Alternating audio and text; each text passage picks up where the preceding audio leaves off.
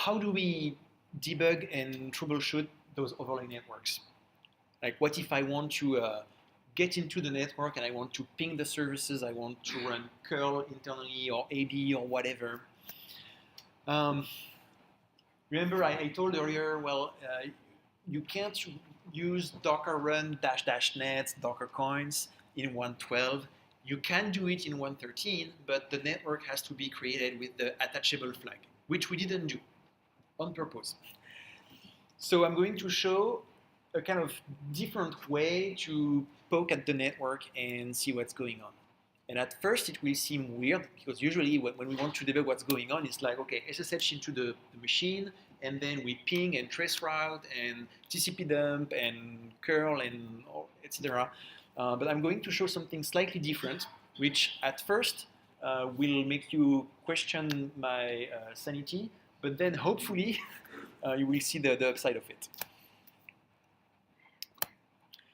So what I'm going to do is that since I can't directly create a container on my network, I'm going to create a service on the network, and that service is going to run, it's a do nothing container. It's a container that is connected to the network, but it's doing nothing. It's just sitting here and sleeping forever. So I'm going to do Docker service create on the Docker Coins network. -- mode global. So why am I using global scheduling? Because once I will have those containers, I will use Docker exec. Docker exec is something to drop a shell in the container. So that's how I will get access to my network. I can't directly Docker run on the network, but I can create a service, and then I can Docker exec into one of those containers. And so by using global scheduling, I will be sure that there is a container like right here, right now. If I didn't use global scheduling, I would have to check, where is my container now? Oh, it's on that other node, so I have to SSH on that other node. That's one too many step. I'm lazy, I want to directly exec on the local machine. So, okay, I want one of those debugging containers on every node attached to Docker Conf network. I'm going to name it debug, why not? And I'm going to use Alpine, and I'm going to sleep kind of forever. Like 1 billion seconds should be long enough. Yeah? Is this?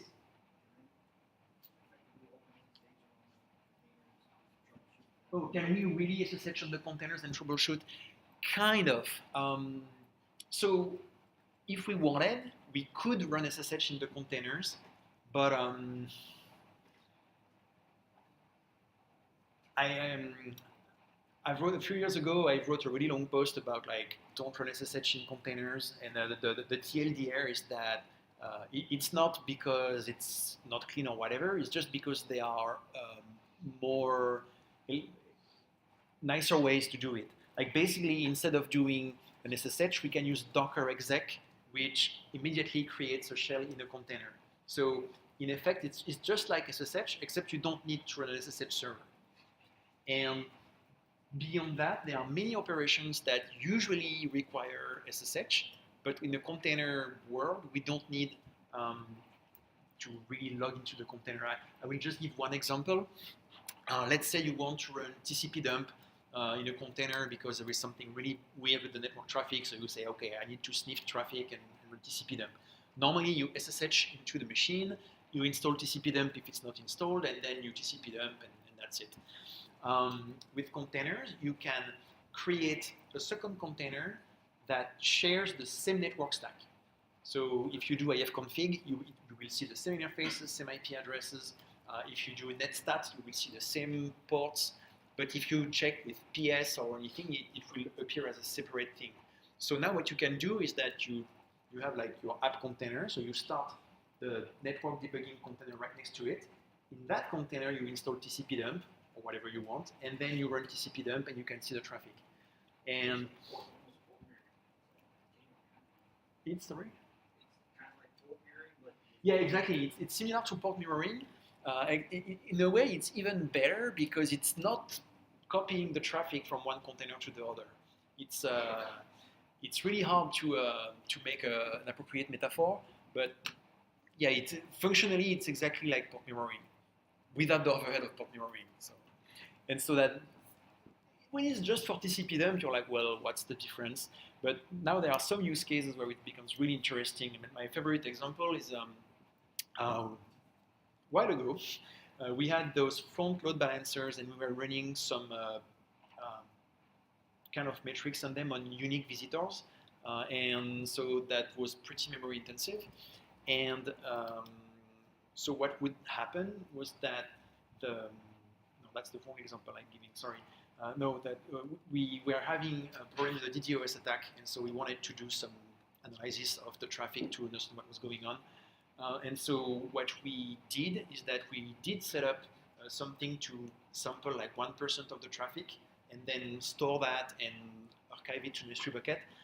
And so instead of running that directly on the load balancer, it was on a container right next to it, so that once we're done, we can remove that container, and we know that we removed everything, and that there is no like leftover binaries, or there is no like /tmp/dump file of 20 gigabytes because I forgot to leave it running or whatever. So, all right, so I have my debug containers now. So now what I can do is I can do Docker PS. I have a bunch of containers, and the one that I'm interested about is that one. That's the debug container. So I can do Docker exec, and then I can put the ID of that container. Or if I want to script things, I have a way to ask Docker, hey, list me only the containers for my debug service. And I do that with Docker PS --filter label equal com.docker.swarm.service.name equal debug. All right, I'm going to add the -q flag so that I get only the ID. And now I'm going to use Docker exec on that thing. -ti. I can, and I forgot to give the command I wanted to run in my container, sh. Or I could just do Docker exec -ti 458, just like the first characters of the ID of the container, sh. And that's the same thing. All right, now how they say in metrics, I mean, so I can check the process list in my container, and I see, okay, that I have like the sleep 1 billion seconds. So that's my debug container.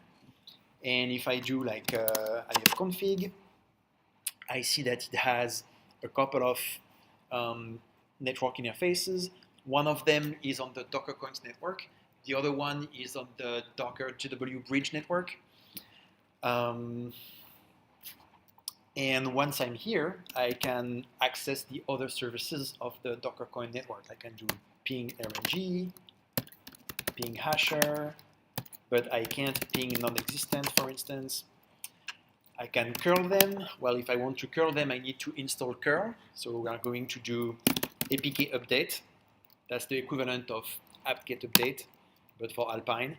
And then apk add curl. And I also want ngrep and drill, and because those are super cool tools. Okay, now I have curl in my debugging container, so I can do curl RNG. Yep, it tells me that RNG is running. I can do curl hasher, something.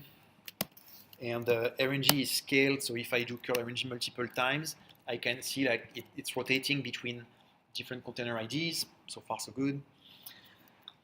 And I can do some DNS lookups. So for that, I'm going to use drill. Drill is a smaller version of dig. So you can do like drill RNG.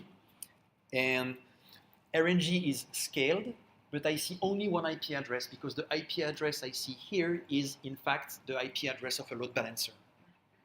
So just like for the external traffic, it arrives to the cluster IPVS load balancer, and then it goes to the ingress network. Well, internally, it's the same thing. I have internal IPVS load balancers. So there is one instance of this load balancer on every node as well. So for instance, in the classic approach, I would have, let's say this is my client, and this is the backend, and this is the load balancer. So I would like go from the client to the load balancer, and then to the load balancer to the backend. But here I have a load balancer locally on each node. So I'm always going client to load balancer locally, and then from the local load balancer to the backend. It's using IPVS, so it's an in-kernel load balancer. So it's not exactly running in Docker. It's if I were to simplify to the extreme, I would say it's like IP table rules. Yeah. So if you want to, isolate as far as network selections of anchors, would you create separate overlay networks for them? So by being in different overlay networks, does that mean that you? So if I want to isolate containers from each other, yeah, I can put them in different networks. And by default, networks can't talk to each other. But if I want, I can put a container on multiple networks at the same time, and it can act as a gateway or router or proxy or what have you between those networks. Okay. Yeah.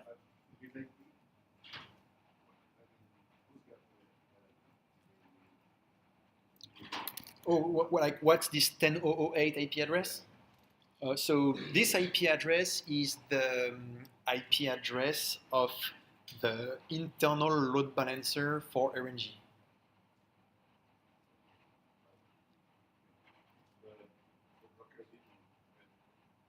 And right, technically, what exactly has that IP? That's a trick question because it's a virtual IP. So it's not exactly assigned to one specific thing. It's a little bit like a floating virtual IP or like an Anycast IP address in some ways.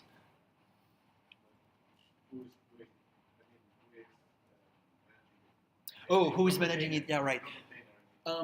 So that happens at the when I create the RNG service. And then at that point, it's like, okay, we're going to need a virtual IP address for that service. And so it's going to assign, let's say, 10.0.0.8. So now on every node, 10.0.0.8 is not an actual IP address, it's a virtual IP address for that RNG service. It's a little bit like the Google 8888. Like there is no actual machine somewhere with the address the IP address 8888. It's more like an Anycast address. And so I send my packets, and at some point, as soon as I reach the Google network, there is something that will take that 8888 packet and handle it. Here it's kind of the same thing, except the equivalent of the Google, the equivalent of the edge of the Google network is just the virtual network created by SwarmKit. So as soon as my container tries to get out, automatically it's like, whoop, wait, this is not an actual IP address of an actual container somewhere. It's actually a virtual IP address for internal load balancer. So we're going to send that to the local load balancer. It's all a kind of a lot of, I mean, there is a lot of complex stuff, and at first it's like, why did they do that? It all comes down from a long tradition and confusing people. No, it's more that once you start to build things at a given scale, you say, yeah, we have Anycast, and we have service IPs, and we have virtual IPs, etc., etc. And so a lot of decisions in Docker are to take those patterns that are really good and work really well. And the only downside of those patterns is generally that they are also complicated to set up.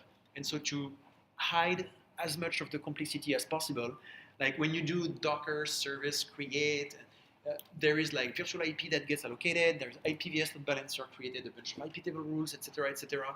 So a lot of stuff that when you do it manually, you need a pretty serious IP tables and IPVS ADM foo to make sure that everything works well.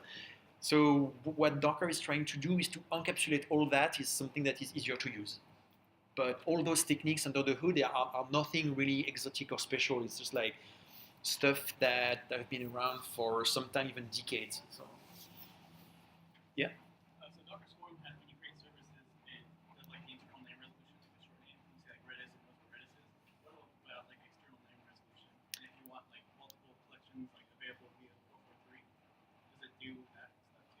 So what about external resolution? So for instance, if I wanted to run multiple copies of Docker coins and I wanted to access the separate Redis instances of those things, there are multiple ways to do that. I could decide to publish the Redis service, and I could publish it on a dynamic port. So for instance, the first stack I would start, Redis would be available on port 30,000. The second stack, it would be 30,001, then 30,002, and so on and so on. Or I could decide to run my Docker coin stack like as is, and then I'm like, oh, I need to access the Redis of that specific stack. So I'm going to create a new service, and that service will just be a kind of proxy. I'm going to publish it on port whatever I want, 1, 2, 3, 4, 5, and it will route all TCP connections to the internal Redis of this stack. So that lets me kind of dynamically expose services without having to touch my existing stack. What if you had like multiple websites? So maybe Redis is a bad example. Right. Okay. How would you do like I see. multiple over 3? Yeah, what if I have multiple websites? Like basically I'm running maybe 5 websites and I only have one port 80 on my cluster, so what do I do? In that case, on port 80, instead of putting directly the website, I put a reverse proxy whose role is to do the vhost switching. And that could be, I mean, if you're familiar with Apache or Nginx, you can super easily use those to do that. There are some more specialized reverse proxies like Mailgun or Traffic, which kind of integrate with Docker and Console and different source code mechanisms. So for instance, with Traffic, it's a really nice demo because basically you have the Traffic load balancer exposed on port 80, and it's also connected to the Docker API, and it's kind of watching what's going on. And when you start a service with a specific label, I can't remember exactly what it is, but let's say com.traffic.vhost equal something, then dynamically it says, okay, fine. Now when I get a request for vhost something, I route it to that container. And what tool is that? Traffic, it's written traefiq.io.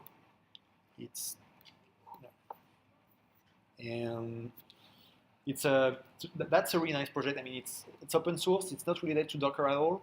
It's not Docker specific. Like it's also useful if you're running like Mesos or Kubernetes or even not containers at all. And I highly recommend it. And also their release names are named after French cheese. So,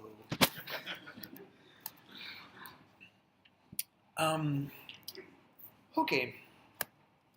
So, little thing on what happens when I ping that IP address, or like ping RNG. In Docker 1.13, the ping will be serviced locally. It's like, okay, there is a backend, so we're going to serve that. In Docker 1.12, it's a little bit different. When you ping RNG, it will respond to the ping only if there is a local backend for the RNG service. And so we are kind of making that evolve. Like the ideal scenario would be something where when you ping RNG, it pings only if there is at least one healthy backend. So when you ping RNG and it doesn't ping, you know that all the backends are currently dead, and that's why it doesn't work. Yeah.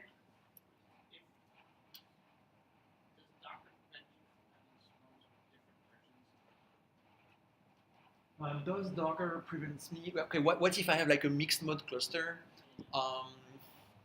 That's a very good question.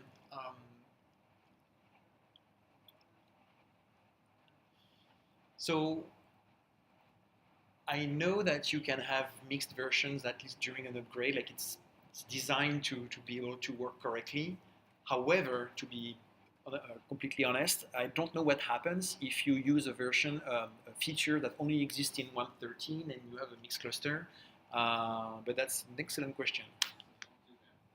Yeah, you probably don't want to run different versions at the same time. Upgrades are fairly easy, and having multiple clusters is fairly easy. So in a way, it's a little bit like the OpenStack approach. Like when you want to do an upgrade, generally, it's like, okay, you have your old OpenStack, and now you put the new OpenStack, and you move your VMs, and then you get rid of the old OpenStack. So here it's a it would be a similar idea. Um, that's really an open-ended question. I don't have a nice upgrade story. I mean, I know we're getting there, but I can tell you, yeah, for sure, you can absolutely run in mixed mode. You have to do that way and that way. I know we can upgrade, but I don't know exactly which scenario will work fine and which things you should be worried about.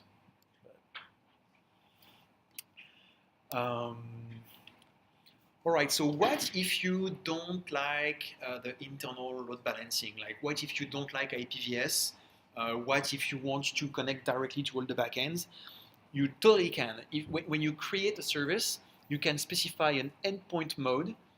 By default, it's VIP, virtual IP, but if you want, you can pass DNS-RR instead, DNS round robin. And if you do that, then when you resolve RNG, you will get 5 IP addresses. And if you still want to know the IP addresses with the default mode, you can drill tasks dot and then the name of the service.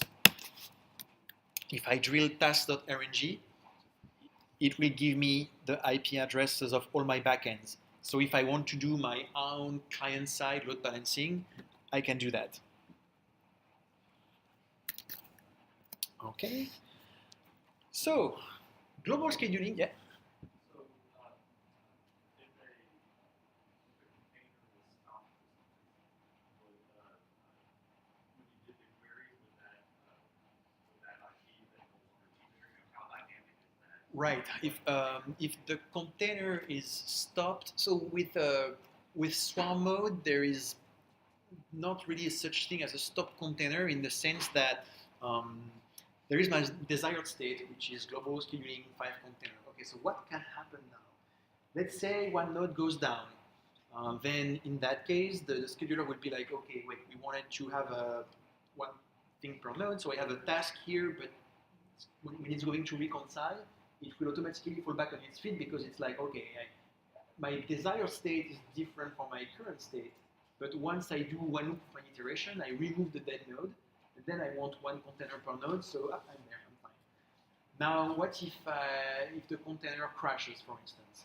In that case, that will be reported by the worker to the manager. So now the current state will be different from the desired state. So at the next reconciliation loop, the scheduler will create a new task to say, okay, let's restart that thing. And so as soon as the container is seen as dead, it will be removed from the load balancer and from the DNS resolution. And then as soon as it restarted, it will show up again.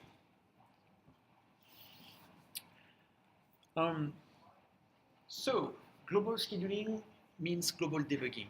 That's where so we might think, okay, if I just want to curl my services, it seems kind of complicated that I would have to start this debugging service and then exec in my debugging service, install curl, and then I can curl my service. But now, let's see how we can improve that. First, instead of taking just the Alpine image and installing curl, I could take an image that already comes with all my debugging tools. So for instance, one of my coworkers, Nicolas Cabar, made a container image called NetShoot, like network troubleshooting, and it already has like a bunch of tools. So now you can use that instead of the Alpine image. And now instead of doing like Docker service create, blah, blah, blah, sleep 1 billion and executing into it, what if I did, so let's say my problem is that I want to curl the RNG service, like I want to check if it's up. Well, instead I'm going to do Docker service create, blah, blah, blah, netshoot curl RNG. So I will basically, what I will do is that I will execute on all my nodes the curl command, the test command that I initially wanted to do just on one node, because I'm like, okay, I'm going to SSH somewhere and curl. Well, instead I'm going to do that from all my nodes. And then I have to find a way to aggregate the results. But once I have that, it means that suddenly my debugging capacity went from I'm just going to one point of the network and I'm doing a few tests to I'm running the same test from every point of the network. And that way, if I have like latency issues or the problem is in one specific rack or specific data center, I will be able to see it way faster. So this requires a little bit more iterations. Like specifically here, what would be kind of annoying would be to aggregate the results. The easiest thing will be to wait for the Docker service log command to be available, and then once we will have that, I will add a little demo here where basically we create the service to, for instance, like send a ping to the RNG service, but from everywhere, and then we gather the results, and then we wrap all that stuff into a convenient alias, like dping, like Docker ping, and if I do dping RNG, boom, it automatically executes ping on all my nodes and shows me the result.